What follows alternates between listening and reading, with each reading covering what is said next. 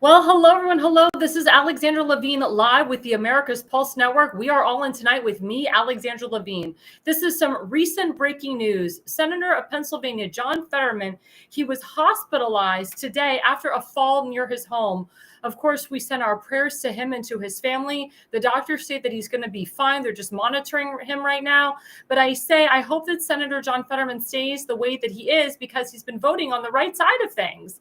Because remember, he had a stroke and he started voting like a Republican and talking like a Republican. I really hope that with this fall, he will continue to vote like a Republican and talk like a Republican. And there are some sources that say they want him to hashtag Jexit the Democrat Party and become a Republican because he's voting the right way. There are also some rumors that his party, the Democrat Party, is going to try to primary him out because he supports President Trump and because he's been voting and sounding like a Republican. So we will keep you up to date on John Fetterman and his health, but so far things are going to be good going his way.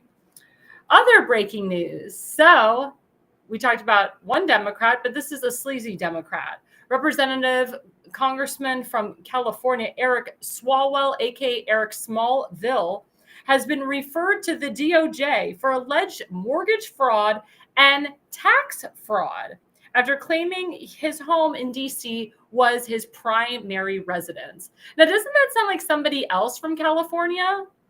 Doesn't it sound like Senator from California, Adam Shifty Schiff, who also claimed that his primary residence was Potomac, Maryland, but yet he's a senator of the state of California.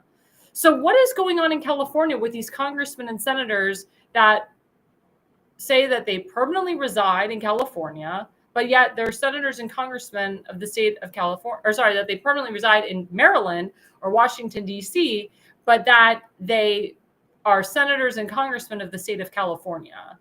That is asinine to me. That doesn't make sense to me. And I really hope that the DOJ arrests these men. As you know, Eric Swalwell, he had sex and affair with a communist Chinese spy named Fan Fen. And we all know what transpired with that. And again, this has to do with former Senator of California, Dianne Feinstein, and she had a Chinese spy working with her for 20-something plus years. So we'll keep you abreast on this. It's disgusting that these congressmen and senators from the state of California, Democrats, hardcore socialist Democrats, think it's okay to do mortgage fraud and tax fraud and claim that their permanent residencies in Maryland and DC when they're senators and congressmen of the state of California. So we'll keep you abreast on that. Now for major breaking news. Let's put up the first slide. So breaking, it is official. U.S. House gives final passage to reopen the federal government, now en route to the desk of President Trump. They voted last night. It was 222 of Republicans to 209 Democrats. There was 6 Democrats that hashtag Jexited the Democrat Party and voted with the Republicans last night. The signing was imminent. The signing happened around 10:30 last night. No Obamacare credits were given. And no health care for illegals. Again, promises made, promises kept. This was a big thing. President Trump was not going to reopen the government by expanding Obamacare and giving health care to illegals. Again, as I've said in previous shows, I'm a healthcare licensed professional. I do not sell healthcare to illegals. I will never sell healthcare to illegals. It is illegal. I could lose my license for it. And any healthcare licensed professional that does sell healthcare and life insurance to illegals should go directly to jail and lose their license. So this was a huge thing for the country. The fact that 6 Democrats hashtag Jexited the Democrat Party, voted with the Republicans, and of course, Speaker Minority, Minority moron, Dollar Tree Hakeem Jeffries was freaking out on the House floor because some of his colleagues decided to vote with Donald Trump and the Republicans. And it just goes to show you how disgusting and low the Democrats will go to hurt we the people. As you know, the Democrats, they are the reasons why the government was shut down, why air traffic controllers didn't get money, why people in the federal government didn't get paid, why SNAP benefits were cut for people that really needed it. I mean, this is disgusting and disgraceful. And if you are a Democrat or if you are an incumbent Democrat, I would advise you to hashtag Jexit the Democrat Party and become Republican. And if you are one of those constituents that constantly votes Democrat, I would advise you to hashtag stop voting Democrat. I can tell you a lot of moderate Democrats are fed up with their party. A lot of moderate Democrats are planning on hashtag Jexiting the Democrat Party and becoming Republican. Or what they'll do is they'll vote in the primary to primary out the incumbent, and then they'll vote Republican in the general. But it's really important, guys, that we see what's going on here, that we see the masterminds of what's going on here. So let's put up the next slide. So this was very important. This happened late last night. Signed and delivered. This was it was special out from the White House. President Trump signs bill reopening the government. For 43 days, Democrats shut down the government, trying to extort billions from taxpayers for illegal aliens. Today's message: Republicans won't give in. And this is very good and will help the Republicans in the 2026 midterms. As you know, we want to expand the House of Representatives Republican. We want to keep the Senate Republican. We want to make sure that all incumbent senators stay Republican. And if we can expand and flip some Democrat seats, that would be great. I know the pressure is to get Chuck Schumer out of there.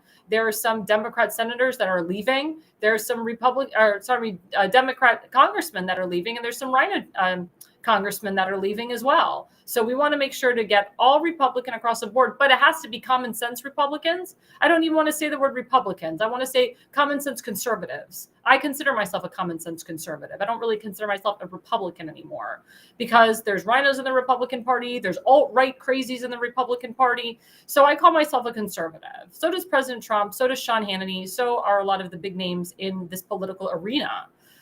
But that's what's really important, guys, is it's time to heavily vet. And it doesn't have to be a millionaire, multimillionaire, billionaire. It can be Joe Schmo off the street. But it has to be someone that has good intentions, that loves our country, that isn't about themselves, that's not easily bought and paid for, that's not bought and paid for, and will do the will of the people. Because again, they work for us. We don't work for them. And it was very important last night for President Trump to get this bill passed. It was very, very important that we let the Democrats know that we're not going to take it anymore. That we're not going to yield and bend to their crazy and crooked demands. Even Speaker Mike Johnson was frustrated after like the 14th voting, where it didn't go our way to reopen the government. He was like, these damn Democrats, like, I can't stand them. And it's really hard to work with the Hakeem Jeffries. He's bought and paid for by George Soros and Obama and other socialists. That's why we call him a DoubleTree Obama, because he's a disgrace. And the people of New York should get rid of his ass. He's disgusting. He's really disgusting. And it's a real shame. It's a real shame that this couldn't have gone better. It's a real shame that it took 43 days to reopen our government, the longest government shutdown in the history of our nation. And hopefully this will never happen again. I can tell you, I do have a lot of friends in the government. They were okay with it.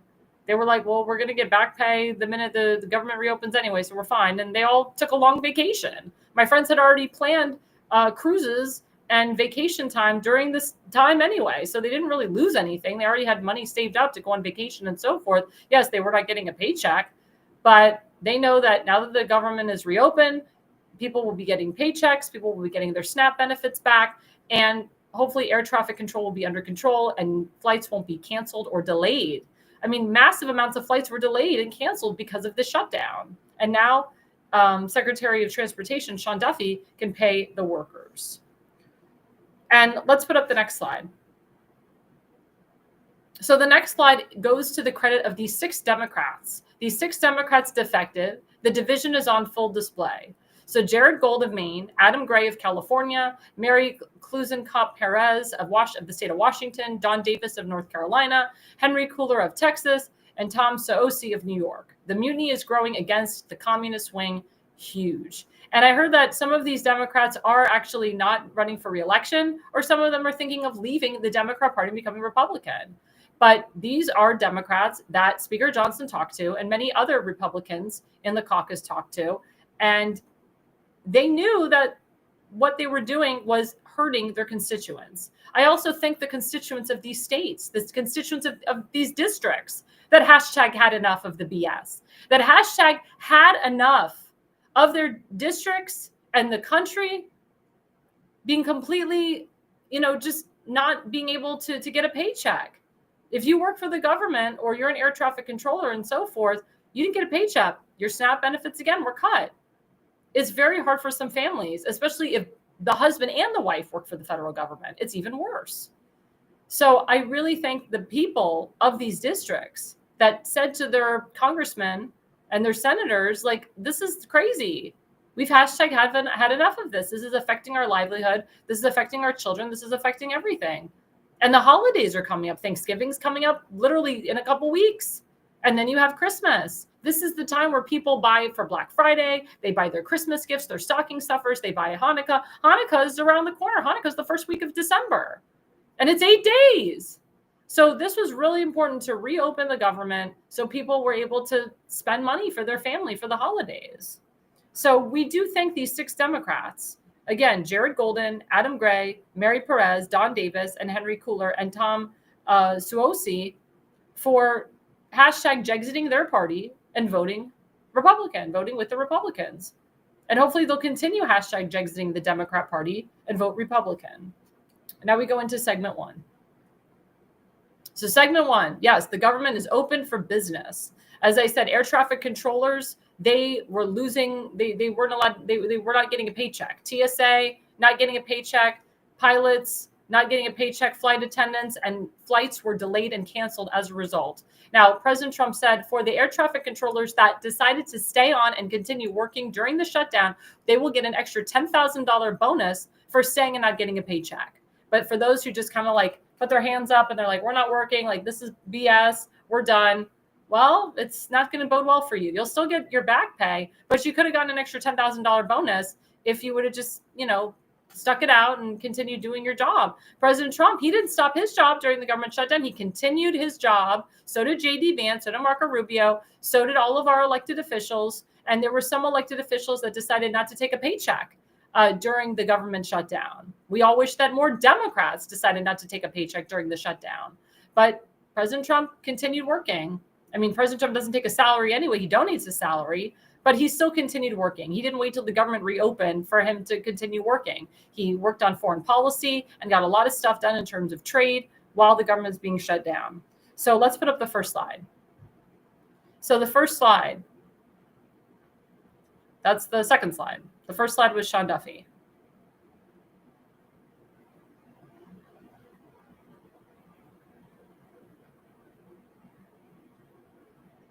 Well, we can talk about that too, I guess. Nope, that's the third slide. There we go. First slide, there we go. So Secretary of Transportation, Secretary Duffy, he responds to Pete Buttigieg. As you know, Pete Buttigieg was the former Secretary of Transportation. He was awful, the worst mayor of our nation. The Black people in South Bend hate Pete Buttigieg. And Pete Buttigieg had the audacity to call out Sean Duffy and say, why didn't you pay your workers? You didn't do enough. Yada, yada, yada, yada, yada, would have done a better job. So Sean Duffy just went off on him, which I'm glad he did. And he says, the truth is he barely showed up at the Department of Transportation. He was in Michigan and other places, but he was no-show Pete. And now he wants to rewrite it so he can run for president. And he's going after me and President Trump. And we're not going to take it. So I thanked Sean Duffy for calling him out. Pete Buttigieg was the worst Secretary of Transportation that we've ever had in our nation. And now Pete Buttigieg is the front runner for the presidency for 2028 with Kamala Harris. Are you kidding me? This guy's disgusting. This guy was parading around his personal life all over social media. This guy, there's a picture of him like breastfeeding a child with like a fake breast around his chest. He's a disgust and a disgrace, and he's a socialist Democrat. And he has the audacity to call out Sean Duffy and try to say that he did a better job than him. First of all, it took Pete Buttigieg months to come out to East Palestine, Ohio, when there was a huge oil spill that happened there. President Trump came first. President Trump and J.D. Vance came first. And then Pete Buttigieg decided to come. But people were begging him. They were like, Pete, come on to East Palestine, Ohio. And he was like late to the party. He was like late to the aftermath. He was terrible. And then where has Pete Buttigieg been, or where was he when things were happening in Baltimore? Like where was he? Where did he come when the bridge collapsed? He was nowhere to be seen. Didn't want to get involved. Didn't want to be involved in that. Didn't come when the bridge fell. Didn't do anything. The guy was a terrible Department of Transportation. How just asinine and disgusting for him to call out or to try to be the better Secretary of Transportation than Sean Duffy. Sean Duffy is doing an incredible job. Sean Duffy was really upset that the government was shut down because he said, I would love to pay my people, but I don't know. I can't. I don't have access to the money. And I know that they're suffering. And he thanked everybody that stayed on board during the shutdown. And now we have a chance to reopen our airports now, to have our pilots get paid, our flight attendants get paid. So hopefully we don't have delays and cancellations during Thanksgiving, Hanukkah, and Christmas and New Year's. Because this is like this is like the time where everybody travels. A lot of people go on cruises. A lot of people go overseas. Like, this is a really important time. So for Pete Buttigieg to do what he did, he's disgusting and asinine.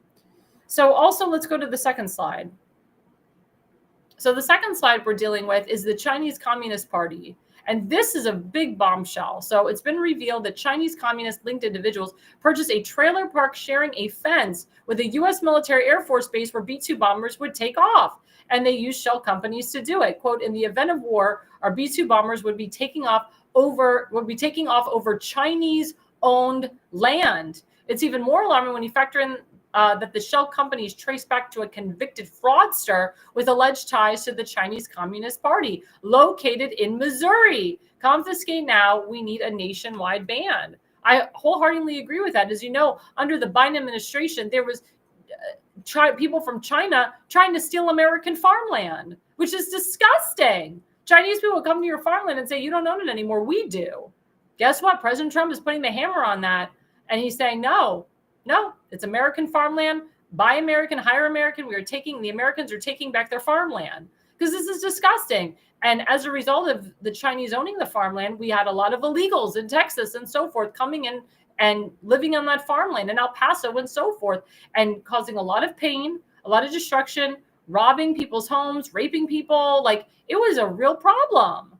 And thanks to DHS and so forth, and Secretary of Interior and Secretary of HUD and so forth, we're taking back our land. It's American land. It should never have gone to the Chinese in the first place. And again, President Trump and his administration are cleaning house. They're doing everything they can to rid the 4 horrible years of Joe Biden, which he wasn't even in the White House. I mean, it was all auto pen.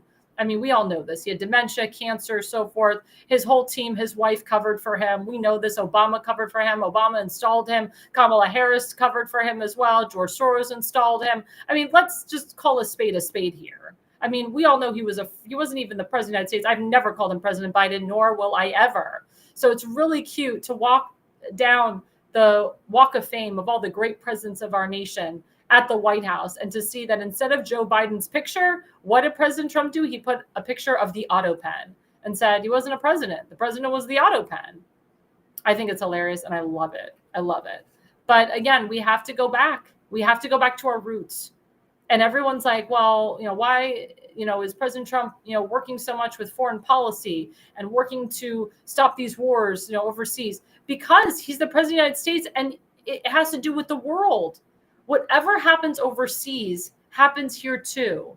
It's very important, guys. It's very, very important that we have to understand this. We do trades agreements. We have trades overseas. We have to fix what's going on overseas as well, in addition to President Trump helping the American people at home. By reopening the government and signing that bill last night, he was helping we the people. You cannot say that President Trump is not America first. And you cannot say, well, you're not America first if you are working or helping out our ally Israel, or going overseas, or, President Trump has stopped like 8 wars, overseas. What about the war going on at home? President Trump does everything. He looks at everything. He sees everything, everybody's perspective. And also, you can always email the president at whitehouse.gov. He reads your email. So does JD Vance. So does Caroline Leavitt. You can always email the president. He will read them. He will respond. I can tell you, I know people that email the president every single day. He does see them and he does respond. And just today, he had kids in the Oval Office and he was giving them candy. And some of them didn't even know who he was. They're like, hey, who's this? And he goes, I'm Donald. He didn't even say I'm President Trump. He says, I'm Donald. And it was really cute. It was a side that the media won't show. It was a side that most of the American people don't see. But it is a very genuine side of him. That we never saw that with Biden. We never saw that with Obama. The perspective of seeing him as a father, as a grandfather. It's an amazing thing to see. And how much he loves the American people and loves our country. And speaking of, our overseas buddies in Israel, President Trump, again, is working in tandem with our biggest ally, Israel, to help Prime Minister Bibi Netanyahu. Let's put up that slide. And this is very important. President Trump said, let Bibi unite Israel. President Trump sent a letter to Israeli President Isaac Herzog on Wednesday, requesting a pardon for Prime Minister Bibi Netanyahu. Netanyahu is currently on trial for fraud and corruption charges, which Trump called a, quote, political unjustified prosecution. And then you can read more on foxnews.com. I wholeheartedly agree with this. I know the Israeli government very well. I know Ron Dermer very well, who works under Bibi Netanyahu. I mean, it's a whole sham. And when they got rid of Trump in 2020 or 2021, they got rid of Bibi Netanyahu as well. And then when Bibi Netanyahu became the prime minister again, I knew Trump was going to come back. But of course, they're going to throw fraudulent charges against the prime minister of Israel, just like they threw fraudulent and fake impeachments against our president and convicted him 34 times of BS. It was like one conviction written 34 times. It was like ridiculous. And as you see with President Trump, all those convictions, all that crap is going away. You don't see President Trump going to jail, Baruch Hashem. It's all going away. All these lawsuits, he's appealing all of them, and he's winning the appeals.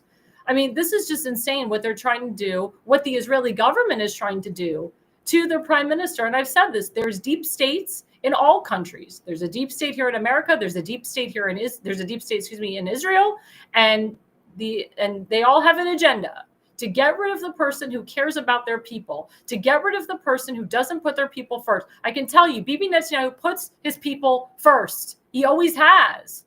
He always has. I've lived in Israel under Netanyahu. My parents visited Israel under Netanyahu. My sister visited Israel under Netanyahu. They felt very safe and secure, and so did I. And the corruption that goes on in these deep states, that is what's causing this. And also the asinine BS rumors spewing out from Nick Fuentes and Tucker Carlson and Candace Owens, stating that Israel had something to do with Charlie Kirk's death, or that Netanyahu killed his own people on October 7th. All that crap has to go away. And all that crap is not true, by the way.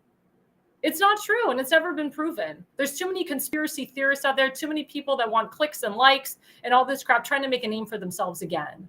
But when the truth comes out, when the real truth comes out, Candace Owens, Nick Fuentes, and Tucker Carlson, they won't be in the history books. They won't be remembered. But people like Bibi Netanyahu and President Trump will.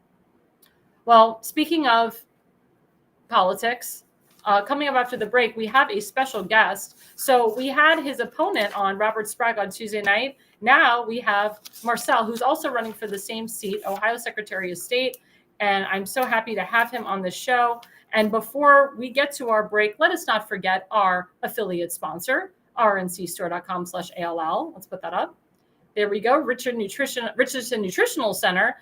Please go to rncstore.com/ALL. If you don't use ALL, you do not get the 10% discount. And now we're going to the holidays. I'm all about losing weight. I'm all about improving my immunity and immune system and bouncing back and having a lot of energy.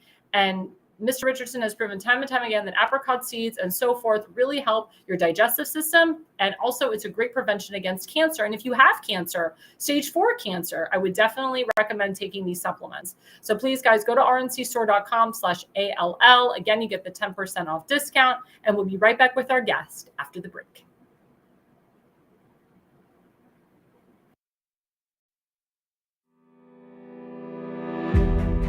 Hi, I'm Alexandra Levine.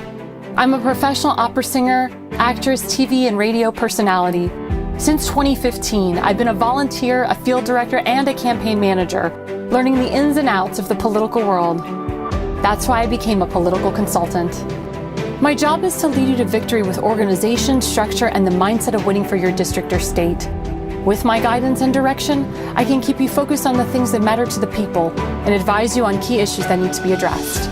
If you're a serious candidate that is serious about winning, then book a consultation with me today. Go to levineconsulting.co. You'll be happy you did.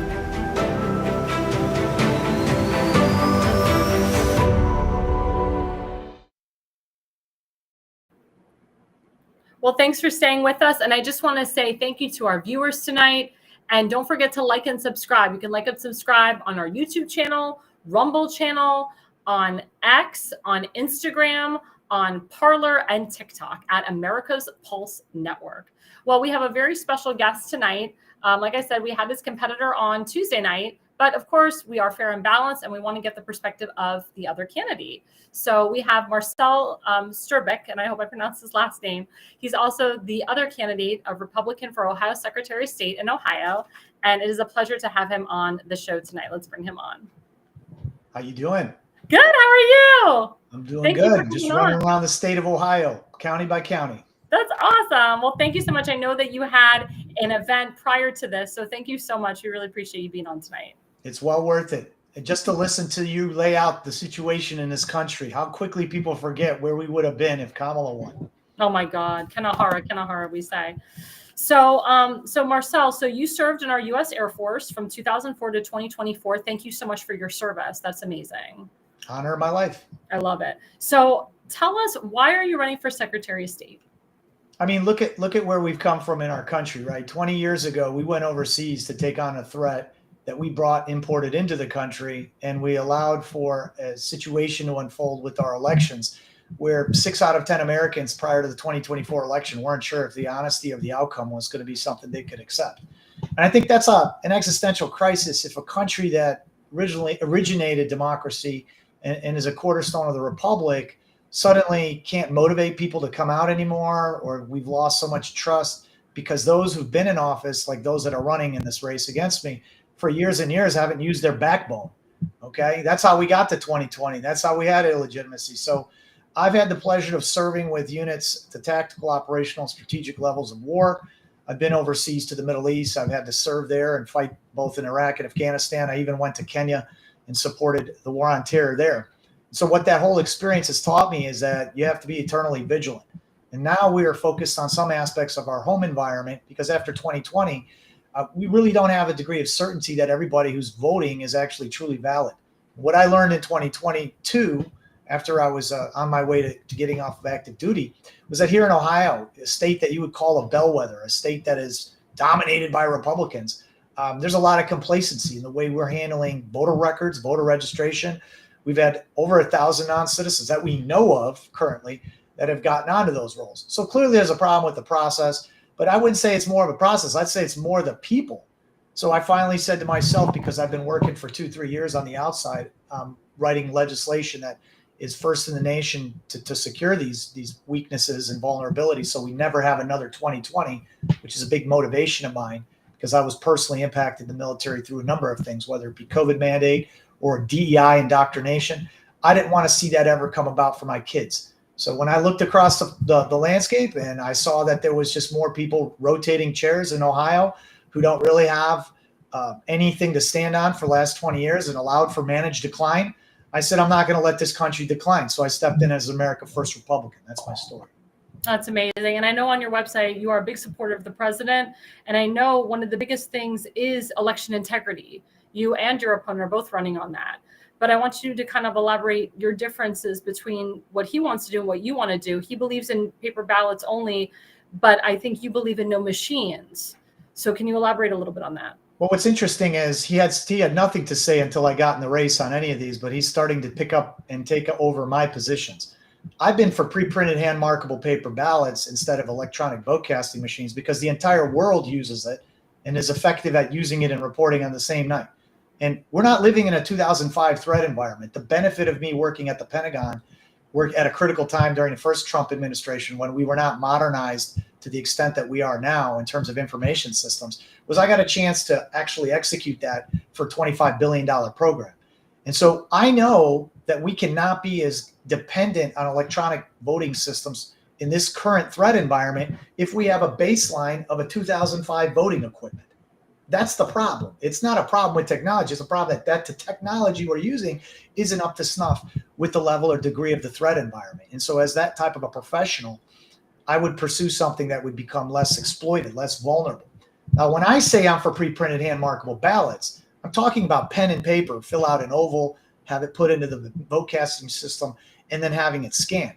When my opponent talks about it, he means status quo. He's talking about it like the summary sheet that comes out of a vote casting system. So he's really saying something that means something to someone else, but doesn't really mean a change. in Ohio. So it's a clever use of rhetoric, political rhetoric, to convince a lot of people who are ready for that positive change. Well, let me ask you, do you believe that it's also corrupt internal election personnel? Look, I think anytime you don't have internal security controls or third-party independent review like in the election systems, I think there's room for that. We get by saying, oh, we have a Republican, we have a Democrat. But when both of those administrators both look the other way because they don't feel like dealing with the issue and they brush it under the rug, then what we really have is an accountability problem. Mm-hmm. So it's going to take somebody with a military mindset and organizational leadership ability like mine, not a career politician, that's not afraid to say, okay, you didn't perform your duty, perform your mission, or align it with law. You're relieved of command, you're relieved of duty. And I think that's what people want to see in this era of the Trump second presidency. They just want to see people get, brought to a degree of accountability. And they're upset about what happened to us after the first Trump administration. And they certainly don't want people handling this matter really lightly when it comes to their elections. So I have a question. So how are you going to determine which ballots are legal and which ballots are illegal? It all starts with voter registration. Right now, Ohio allows all voter records, all people who apply to vote, onto a voter roll before we even qualified if that information was correct. There's no entity in the private sector that does things in that manner. And really, we have to change that. We have to give the Board of Elections access to official data, citizenship, identity, and residency. And we need to give that to them in a way that requires them to have to qualify somebody's eligibility up front. If we do that simple step, which is going to require will of the Secretary of State in that way, because the authorities are vested in our state with the Secretary of State to do that, then we're not going to have a problem ensuring that everybody who's on a voter roll is qualified. Then it should be a conversation about, okay, what level of ballot accessibility do we want? How do we want to handle voter convenience? How much of an audit is needed at that point? But we haven't done our due diligence. We've prioritized convenience instead of security. I agree with you on that. Let's switch to the Ohio farmland. So as I talked earlier in segment 1, when Joe Biden was in power, whoever was in power, Barack Hussein Obama, China was owning our farmland, which was ridiculous. And in the state of Ohio, you have a lot of farmland. So Secretary of State, how can you implement that Ohioans can keep their farmland and we are not going to have to deal with China anymore? Well, this is on a personal point of view or perspective. The Secretary of State would not advance legislation like a legislature would that would restrict or prohibit acquisition of farmland. But I would tell you from a personal standpoint, we were very sensitive to foreign nations living near or presenting, capability near military installations. And I think China has demonstrated a way to, in a number of cases in Texas, place their type of controlled and owned entities in close proximity. And, as an intel professional, I would look at that as a potential vulnerability. So there's national security implications of China owning farmland. There's business implications. And then we have, of course, private property and ownership rights, which in America, compared to China, where we can't go out and buy anything, are vastly different.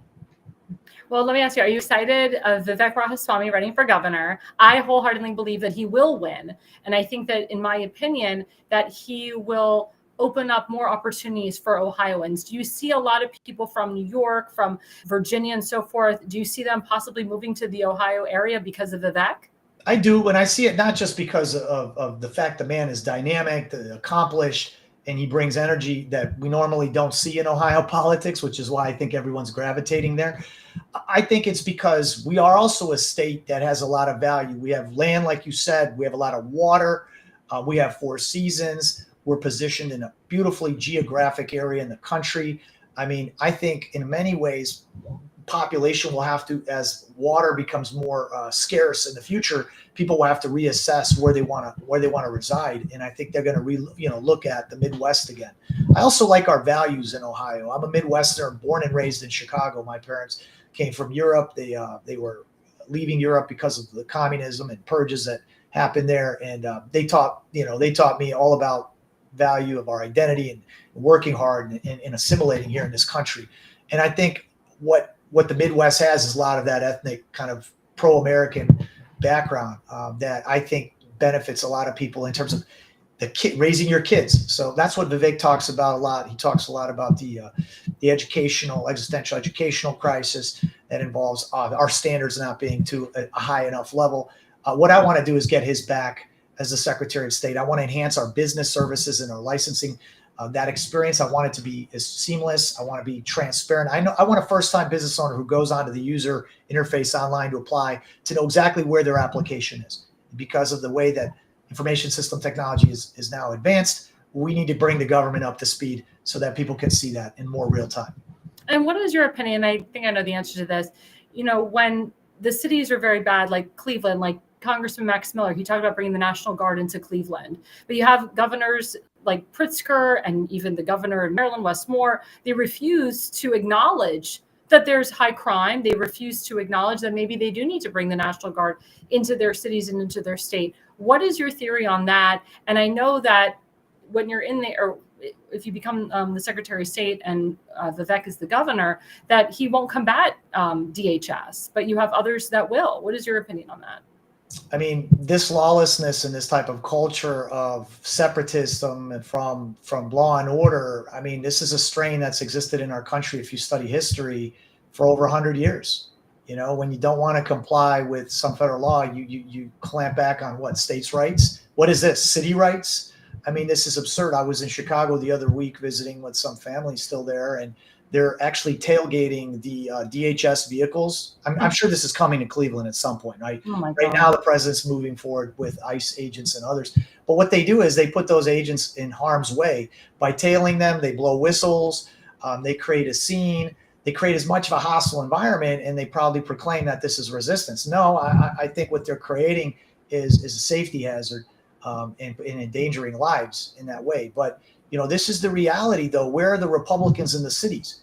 Have they competed for those cities? Have they made an attempt to connect with communities in those cities? We cannot abandon our economic centers, as you know, Alexandra. Mm-hmm. We're going to have to still continue to provide that level of law and order and abide by the laws that are, or we're going to have anarchy and chaos. And even if 30% of the people or 20% of them are hostage that, they're a population that beckons for our aid and our support. Not an area I'm working on with Secretary of State, but you're asking my personal opinion. Right. So do you agree with Congressman Max Miller that we should bring the National Guard into Cleveland?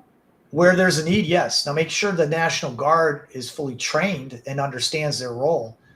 Defense support to civil authority is a mission, and they do get brought up in various ways. Title 32 and other things that either the president can call upon them for a period of time. But if you've looked at where we have flexed with National Guard or even ICE enforcement, crime is down. Isn't that interesting? When you create a presence on the streets like they do in other countries, all of a sudden people aren't as interested in carjacking. Exactly. Criminal elements start to have to think. And I think that's what's missing here is people have been able to run roughshod because the Democrats don't have any form of civil control going on. I mean, it's look the other way. It's don't prosecute. It's if you prosecute, be lenient. I mean, to them, it's a revolving door. And, that whole area is something that we have to keep close guard on.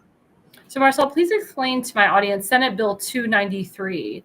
That would require all mail-in ballots to be received at county boards of election on Election Day, eliminating a 4-day grace for ballots postmarked on or before Election Day. Why is it taking 20-some years to abide by federal statute in the first place? There's 30-plus states in the country that already abide by that. Why? The question I'm asking is, why did the Ohio legislature wait till the president indicated he would sue them or sue any state for that matter? So you see how Ohio Republicans have traditionally been, right? They're sitting on the back end. They're allowing things to play out, and they're not taking the decisiveness that they need, which is why I'm in this race. We have 3 years to straighten this out. We don't know we can't predict the future. We don't know who's coming after the president. We don't know if we're going to have an AOC for a president. God forbid. Now you better inoculate the system now before they come in, because they don't want voter ID. They want automatic voter registration. They want same-day registration. They want unlimited drop boxes. They want to use a digital ID to replace a physical ID. And it goes on, right? No excuse mail-in ballots. We can't have a system like that. Otherwise, you're going to have even less people wanting to vote because they're not going to trust the outcome. Yeah, it's very, very true. It's very, very true. And, one of the biggest things, is President Trump, he did sign into executive order, election on the day, paper ballots, none of this early voting. Do you believe in your heart of hearts, in your opinion, that the House of Representatives or that Congress will codify this executive order that President Trump signed. Realistically, not if they don't lift the filibuster.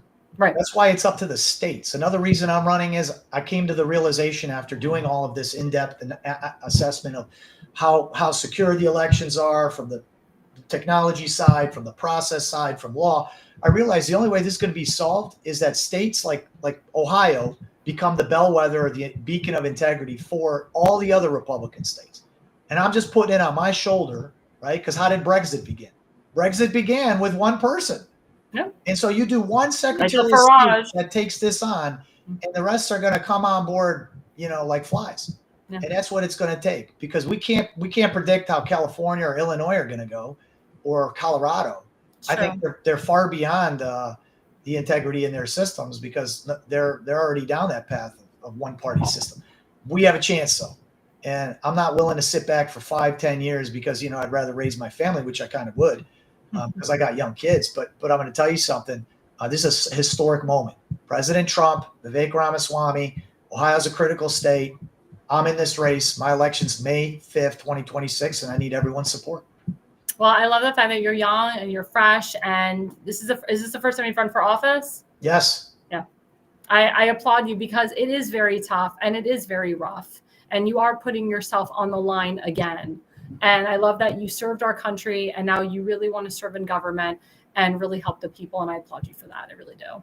Thank you. It's all about the people. It's all about them believing and having confidence in the system. And I just want to be a conduit to that. Well, Marcell, tell my audience how they can find you and how they can donate to you. Thank you so much. Yeah, you can find and donate to me at Strbich4Ohio.com. That's spelled STRB like boy, ICH 4 spelled out FOR Ohio.com. And we have a critical deadline coming up December 31st. And that's going to decide if the Republican Party is going to just go with, handpicked insider, or if they're going to say, okay, hey, hang on a second here. This is going to be a very serious race. And it is. We have General Michael Flynn, who's backing this candidacy, Cleta Mitchell, who's a luminary and was President Trump's general counsel to protect the elections, or at least attempt to contest some aspects that were wrong that happened in Georgia. And I have others in the state of Ohio. So we're picking up a lot of momentum. So I appreciate that. You can follow me on X as well. My first name is Marcell, Marcell, Strbich. Just go to my X page or go to my Facebook page at Marcell Strbich 4 spelled out Ohio. Awesome. And can you tell my audience any upcoming events that are happening with you? Sure. Yes. Well, we're going to be posting some of that online. I'm headed to Sycamore Township tomorrow in Cincinnati. Fairly dynamic, going to Union County next week in Ohio from 6 to 8 at the barn. And I wish I had that right off the top of my head. Campaign's like a whirlwind. I'm like at a new location every night. No, that's great. If anything, fault me on not having an answer for where we're going to be, but we definitely could use more visibility. So thank you, Alexandra. Awesome. No, thank you so much. This was great. And again, guys, please follow Marcell. Damon, can we put up his code again? There we go. There's everybody, the QR code for Marcell. Thank you so much for being on tonight. And I would love to have you back also with your opponent as we get closer to the primary. Okay, absolutely. Looking forward to it. Thanks again. Thanks, everyone. Have a good night. You're welcome. And just before that we leave, we have our another affiliate sponsor, FoliumPX.com. Let's put up FoliumPX.com, toxic heavy metals, full body detox, free radical support. Guys, this is great. Again, we need to detox right before Thanksgiving, after Thanksgiving, before Christmas, Hanukkah, after Christmas, Hanukkah, and for the new year. So please, guys, go to FoliumPX.com and use that QR code. That's a discount right there. That's my affiliate discount code. And get your body fully detoxed before the new year. And we will be right back after the break. Welcome to America's Pulse Network. This is APN's very own White House correspondent, Alexandra Levine. This is so amazing and miraculous. We've never had a president in the history of our nation doing this. And we hope to God that he continues doing this forever and ever. Thank you. God bless you, everybody. And God bless President Trump. And God bless you. Hello, everyone. This is Alexandra Levine with the America's Pulse Network. I am the White House correspondent right here in the heart of D.C. as President Trump is celebrating 250 years of America and the military. Subscribe and follow America's Pulse Network on the above social medias.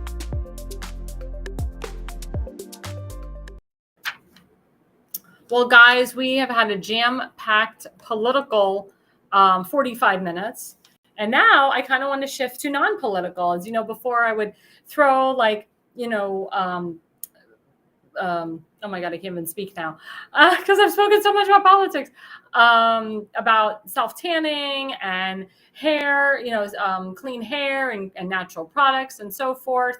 And that's what I'm all about. I'm all about, natural things and, doing things a little bit outside of the box. So the third segment is always my special segment where I talk about celebrities. I talk about skincare, makeup, self-tanning, and now I'm going to talk about dating, because dating is, a lot of people are getting back on the dating scene now that President Trump is back in the White House. More people are getting married, more people are getting engaged, more people are having babies. But I have a lot of friends that are in their 30s to 40s and even late 20s to 30s that are having a tough time dating. And a lot of people are still using the dating apps. I used to go on the dating apps. I did JDate, JWed, whatever Jewish dating website was out there.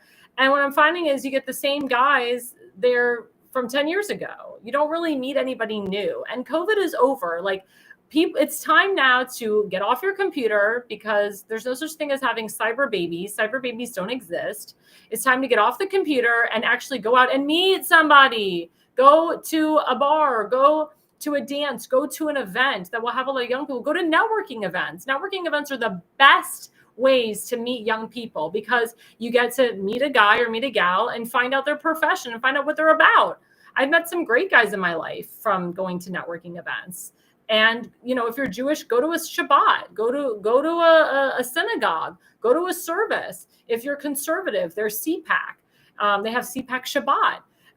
If you're non-Jewish, I recommend you go to churches. I recommend you go to church events. I recommend you go to any type of conservative church event that has an elected official, because you'll find a man or a woman there that is the same political view as you. And that's something that Charlie Kirk taught us all, is to find someone, marry someone that has the same political views as you.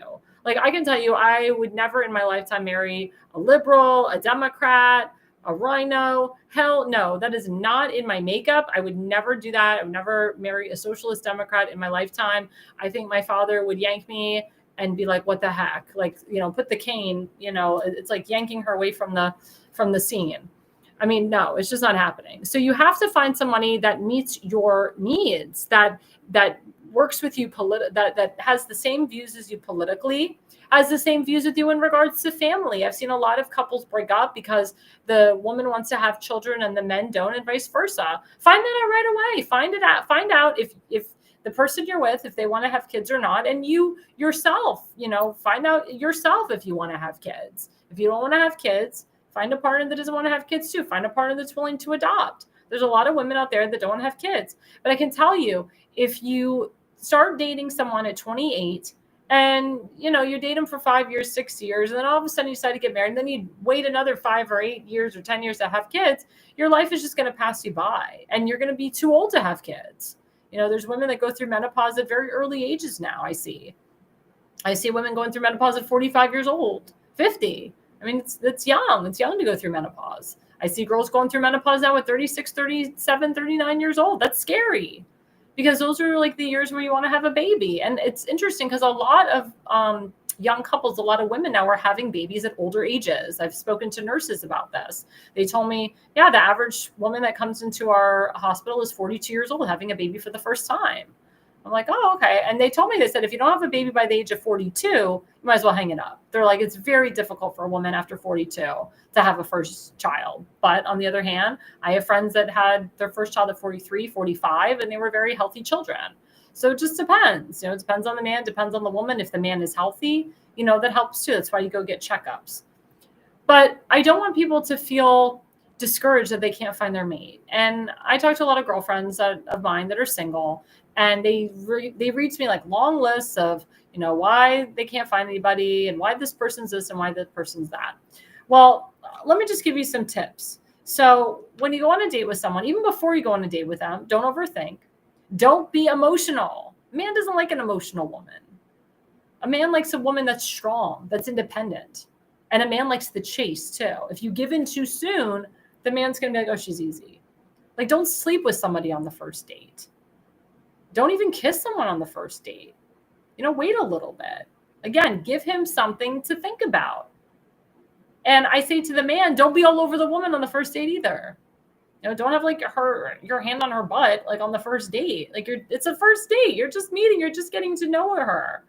Obviously, if you're not serious, you're going to be touching her in places that you shouldn't be touching her. Like, don't touch a woman's vajayjay on the first date.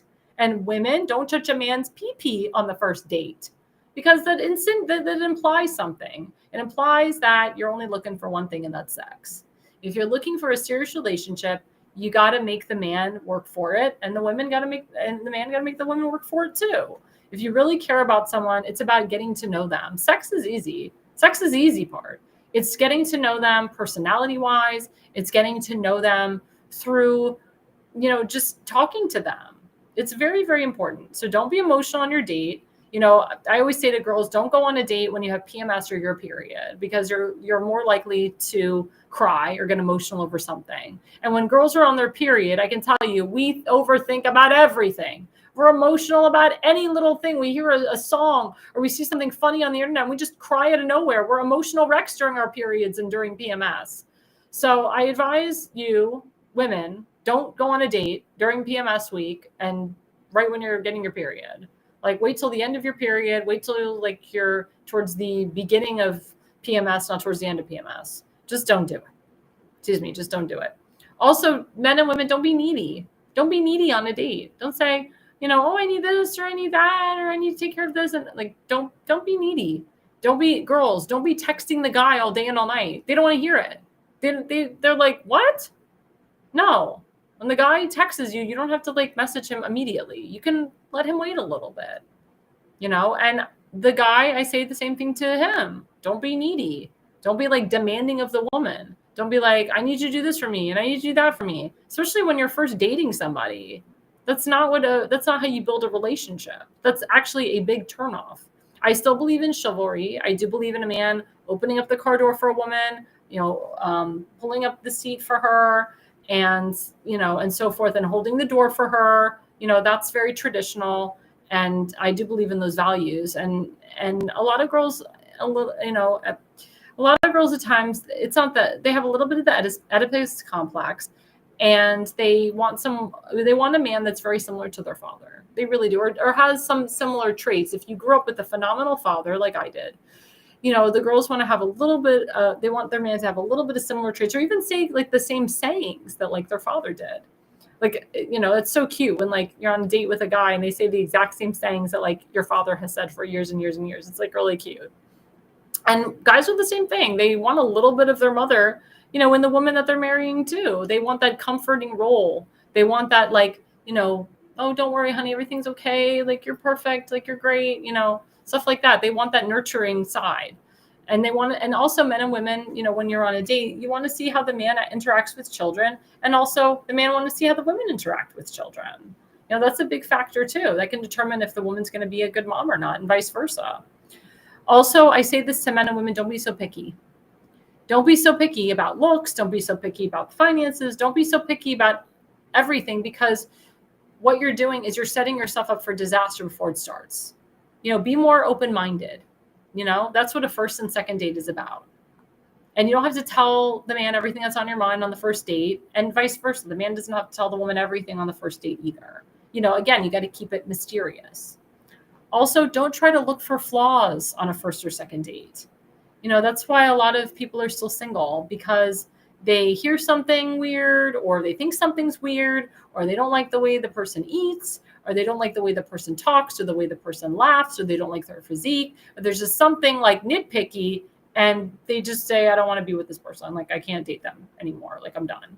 Don't try to look for flaws. Try to be optimistic going into a relationship. Don't look into the negative side of a relationship. Be more optimistic, not pessimistic. And also listen to each other. Communication is the key to a successful marriage. My parents have been married for almost 50 years. My sister has been married for almost 15 years. I have aunts and uncles that have been married for almost 40 years. And the reason that their marriages are successful is because they listen to each other. They communicate. The man tells the woman what's going on. The guy tells the girl what's going on. If there's something stressful at work, it's okay to go to your partner and vent to them about it. Or if a guy if a guy has somebody call them on the phone and the guy puts the person on speaker and their woman is right next to them, that means that they want you to know what's going on in their life. They want you to be a part of their life. If the guy has to take the phone call into another room or whatever, then that's kind of shady, unless it's like important work, or it's something serious, or it's something that's private that the man really has to take the phone call to the other, room. But if it's like a friend of his, if it's a friend of hers and they put them on speaker, or if the girl's mom is calling and she puts the mom on speaker for the guy to hear, that means that the girl wants him a part of her life, wants the guy part of her life, and vice versa. If a guy has his mother calling, it's cool if the guy puts the phone on speaker with his woman there, and then the woman can have a conversation with his mom. Get that out of the way. Sometimes it's good to meet the parents right away. Sometimes it's not good to wait years until you meet the parents. To be honest with you, it's best to meet the parents first, because if, at the end of the day, depending on what type of parents you have, if you have a very close family like I do, the parents' approval is very important. The parents' approval is very important. You want the families to get along with your future, husband, or with your boyfriend, girlfriend. Don't have a texting relationship. Try to call your spouse, try to call your boyfriend and girlfriend as often as you can. If you have 5 minutes here, 10 minutes there, 20 minutes there, or if somebody calls, you can just tell your boyfriend or your fiance or husband, hey, honey, I only have like 10 minutes to talk, but I wanted to take the phone call because it's you. Or end the phone call with a friend to pick up the phone for your fiance, husband, boyfriend. That's where you show love right there. That's where you show compassion for someone. If you're really into the person, you'll take their call. If you're driving or whatever, even if you're just at work, you will take their call. And make sure you do date night. So I always say Saturday night is date night. If you're married with kids, don't forget date night. If you're married, no kids, don't forget date night. It's really important to go out with your spouse. If you're cooking 4 or 5 days a week, the woman or the man wants a break. So it's nice to go out, because guess what? When you guys dated, you didn't cook at each other's houses, especially on a first date. You don't want to have a first date where the guy's cooking for you or vice versa. No, you go out. So go back to those times where you used to go out. Don't forget those moments of going out with your spouse or your fiance or your boyfriend, girlfriend. It's really important to have those moments, especially on a Saturday night. You should never be at home on a Saturday night if you can help it. Now, if you're not feeling well, if you're tired from the day, that's different. But normally Saturday night is a great night for date night. Wednesday night is hump day, we call it, the middle of the week. So definitely try to go out on a Wednesday night if you can. My parents, they go out Wednesday night and Saturday night after Shabbat. So, and I know a lot of people that go out on Sunday night after church, after their afternoon activities. So guys, don't forget that date night is very, very, very important. And, marry someone that has religion in their life. That's really, really important. I would never marry an atheist. That's not in my makeup. I'm a Jewish woman. I love Judaism. Judaism is what defines me. So if you are a serious Jewish person, if you're a serious Christian person, if you go to church, if you go to synagogue every week, try to marry someone that will share that moment with you. Try to marry somebody that will go to church with you. Try to marry someone that will go to synagogue with you. If you're a political person like myself, try to find someone that is political too, or that will be okay going to political events with you. That's why, again, it's very important that you marry someone that agrees with you politically and shares the same values as you. Because if not, it's going to be like a tug of war. The Mary Madeline James Carville marriage doesn't really last anymore in the political arena. We see that because the Republican Party, there's rhinos and, there's alt-right crazies. And then the Democrat Party has moderate Democrats, which are becoming Republican because they've hashtag enough of the party. And then you have Democratic Socialists and alt-left people. So, try to, that's why Charlie Kirk and Erica were such a great couple, because they both shared the same political values and they both shared the same religion. I think he was Christian and he became, he became more Christian later on. Or people said he was a Catholic and then he became Christian. I don't know. But, try to find someone that, go to church, agrees with a lot of things that you agree with, Go, if you like someone that is more observant in the Jewish religion, if you like someone that puts tefillin on in the morning, goes to Ma'ariv, Mincha service, go find someone like that, because you'll be happier. You'll be much happier, especially if you're someone that grew up, going to synagogue every weekend with their parents. If you want someone that keeps kosher and keeps those traditions, then you marry someone that will do that. If you like someone that goes to church or takes communion or is a Catholic and goes to confessional or whatnot, marry somebody that has those same values. Your marriage will be more successful that way. I see it all the time. Your marriage will be more successful that way. And, I actually looked up, a couple tips and tricks also. Let's put up the first slide. So dating in 2025 is often perceived as impossible due to issues like the paradox of choice from dating apps, conflicting expectations between partners, and a culture of self-protection and emotional unavailability. Social isolation and a focus on career over relationships also contribute to these challenges, making it feel harder to find genuine, lasting connections. However, many also believe it's possible by approaching dating intentionally and focusing on building deeper connections beyond initial attraction. And that's really important. Again, it's talking about, not focusing so much on your career, not focusing so much on the internet, going out there, going to events, meeting people, getting to know them, and going to events with people that are like-minded like you. If you are a business owner, or if you, work for someone, or if you're white collar instead of blue collar, maybe you want to marry somebody that's like that, that shares those values. Maybe you want to marry somebody that works remote so that you and your spouse can he can take his work anywhere, she can take his work anywhere. If both of you work remote, it works, or if your potential spouse works remote, but the girl has to go out a little bit, but she's not out all hours of the day. She works for 4 or 5 hours and she comes back to you and cooks for you and whatever, then that's a great marriage too. But it's finding somebody that is your soulmate, what we say in Hebrew, your besherta, and someone that shares the same values as you, someone that you can have a conversation with, someone where you get off the phone and you're like, God, I really enjoyed talking to that person. I can't wait to talk to them again. Or you know what, we had a really awesome conversation, or we had a really great date. I can't wait to see her again. Someone that will drive to the ends of the earth for you, someone that will meet you halfway, because it only takes one to get to another. And long distance relationships do work if you put the time and effort into it. I have a lot of friends that have gotten married because they live in New York or they live in Michigan and their potential spouse lives in a different state, and they figure it out.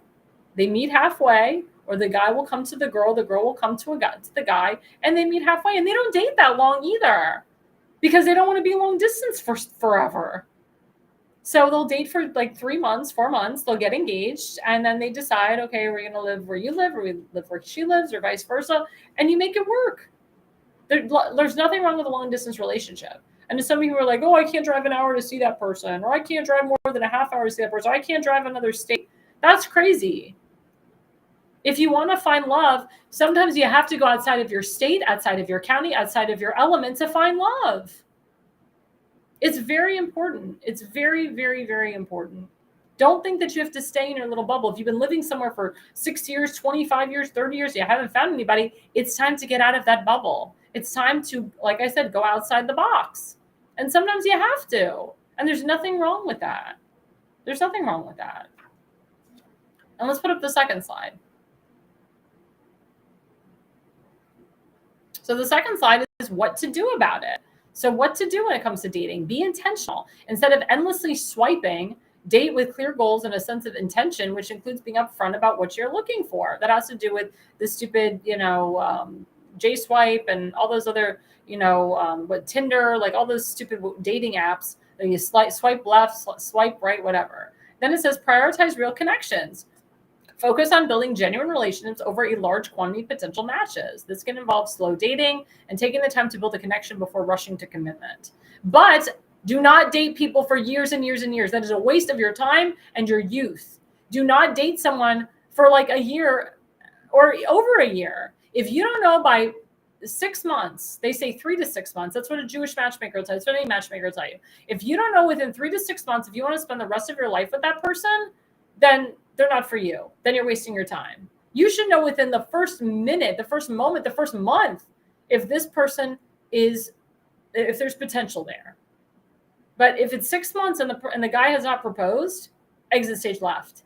And I know a lot of people disagree with me on that, but I don't care because I know I'm right. Because a lot of people have been in relationships in their lifetime where they have wasted their youth by staying with these men and women for years and years and years and years. Because that shows lack of commitment on the man and the woman.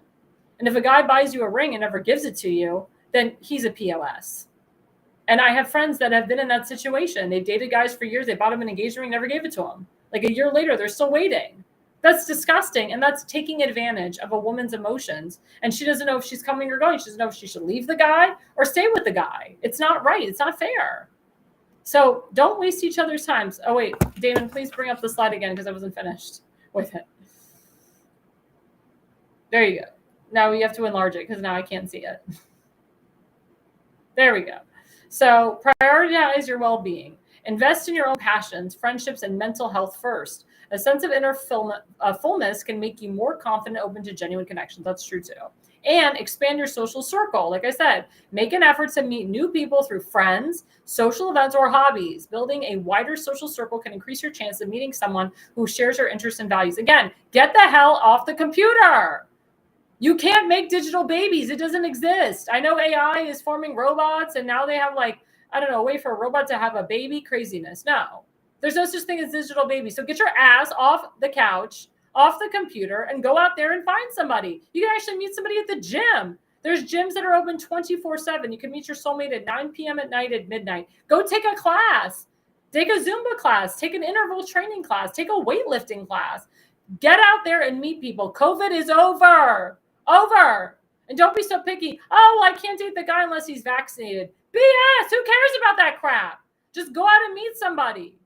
Don't limit yourself. Don't don't be picky. But also what I encourage young people to do, and I've encouraged my friends to do this, is write a list of qualities that you're looking for in that person and check. And when you're meeting that person, see if they check the list or see if it checks out. If it doesn't check out to your list, then you move on. And don't think that you have to get stuck with somebody. If you've been with somebody for 3 years and they haven't proposed, do not feel that you will be stuck, especially if you're in your mid-30s. Because I'm telling you, the minute you break up with that mofo, you will find your soulmate the next day. The next day, not 10 years from now, the next day. Because God works in mysterious ways. Don't put yourself through the pain. Don't put yourself through the pain and don't waste your life and your youth. When you find that person, make sure that they propose to you within 6 months, sometimes less. Some people get proposed to within 3 to 4 months of meeting that person. When you know, you know. Don't hesitate, because when you hesitate, you fail. But I know that under President Trump's presidency, more young people are getting married and having kids. And I want more of that to happen at the end of this year and into 2026. No more excuses. I don't want to hear my single friends texting me I'm still single. Like, I'm tired of it. Get off your couch. Stop texting me, because that's a waste of time. Stop calling me and talking to me for 3 to 4 hours on a phone, which they don't do anymore. I don't allow it. It's like an hour tops, and even that's too much. Get up off the phone. Get off Facebook. Get off JD. Get off whatever Christian Mingle, whatever internet site that you're on, and get up off your butt and meet people. There's events everywhere. There's events going on all the time. Go to a Marcell event. Go to a Robert Sprague event. Go to, like I said, a Jewish event. Go to a J.D. Vance event. Go to a Pete Hegseth event. You could have met your spouse at Arlington National Cemetery. You could meet your spouse at the White House. You can meet your spouse at the Smithsonian Institute. Get up off your butt and go meet people. I'm so tired of the internet dating. It doesn't help. It actually hurts you. It doesn't help you. I'm so against these freaking internet apps. Those days are over. Stop giving these people money. They're not even real matchmakers. If you want to find a matchmaker, then you go pay for it. And there's some that are cheaper than others. But go out and meet people. That's what a matchmaker will do. They'll connect you with people to go meet. So that is everyone's mission for this year. Go out and meet people. Don't be so damn picky, and try to find somebody that agrees with you politically and shares your values. And don't be afraid to Go outside of your state, your county, your district, your area code, your zip code to find the one that you love. Because I'm telling you, it will benefit you in the end and you'll be happy. And I want to see more people getting married and having babies. That's what I want. That's what President Trump wants. That's what Charlie Kirk wanted. So let's all think of Charlie Kirk here. And let's go out there and let's make some babies, guys. Make some babies. Don't turn 45 and have your life just pass you by. So that is my segment 3. That is the dating portion of this segment. So now we're turning back to the political realm. As you know, I am a political consultant. I own my own political consulting firm, levineconsulting.co. And my network and my show have already endorsed Tim Fazenmaker for Baltimore County Council District 9. It's the new council district. It is the America First /MAGA district. And Tim is the one that is going to win this district. Of course, the party is always trying to push a rhino against him, which is hilarious considering this is a very MAGA America First district. They have nothing. They have no one. The guy who wants to run against him hasn't even opened up a committee, which means he doesn't have a treasurer, so he can't raise any money. Because when you go to raise money, you have to have committee of something, either citizens of, like Tim has citizens of Tim Fazenmaker. This guy doesn't even have a committee. So he can't raise money. If he does, it's illegal. And I know that he's working for a shady guy that committed wire fraud and is a convicted felon. He just came out of federal prison. He was there for like 3 years. But that's who Tim's opponent is working with, a convicted felon. So we can't have that. We can't have that in Dundalk, Sparrows Point, and Edgemere. So please, guys, go to timfazenbaker.com, timfazenbaker.com. Make a donation. Most donations are $200, $500, $1,000. People are coming to him left and right. They want to work with him. They want to help him. He's been calling people. He's been doing text messaging to people. I mean, everybody is just so excited and geared up to have Mr. Fazenmaker as their next county councilman. So please, guys, again, go to timfazenbaker.com. And then we have my good friend, Kimberly Stansberry, who I have personally endorsed. She's running for Baltimore County Executive. Her opponent, who I met on Monday night, I'm not saying his name because he's irrelevant. He lied to the people and said that he was self-funding his campaign. Turns out he doesn't have any money, doesn't know how to raise any money. And he's also working with a convicted felon, the same convicted felon that Tim's opponent's working with, who, again, went to federal prison for a few years for wire fraud. So this convicted felon, he raised $10 million for candidates. And guess what? He collected the majority of money for himself. He only gave the candidates $48,000 of the $10 million that he raised. He also stole PAC money and gave it to himself, which is illegal. And the guy went to federal prison for it. But all of a sudden, the guy comes out of prison and like elected officials and businessmen want to work with him. I think it's disgusting. I think it's asinine. And everybody should know who is working with whom. So Kimberly Stansberry is not bought and paid for by anybody. She's working with some really great people, and we, again, completely endorse and support her. Please, guys, go to www.electkimstansberry.org. That's electkimstansberry.org. Make a donation. Again, the average donation for her is $250, $500, but this is a county executive race. So we are raising some serious dough for this woman. She ran in 2022. She did a phenomenal job. And she's gonna win the primary, and she's gonna go on to win the general. Wonderful woman, and we love her. And she's the only woman running in this race. So these guys, go to electkimstansberry.org. If she wins, it will be history. She'll be the first duly elected woman Baltimore County executive.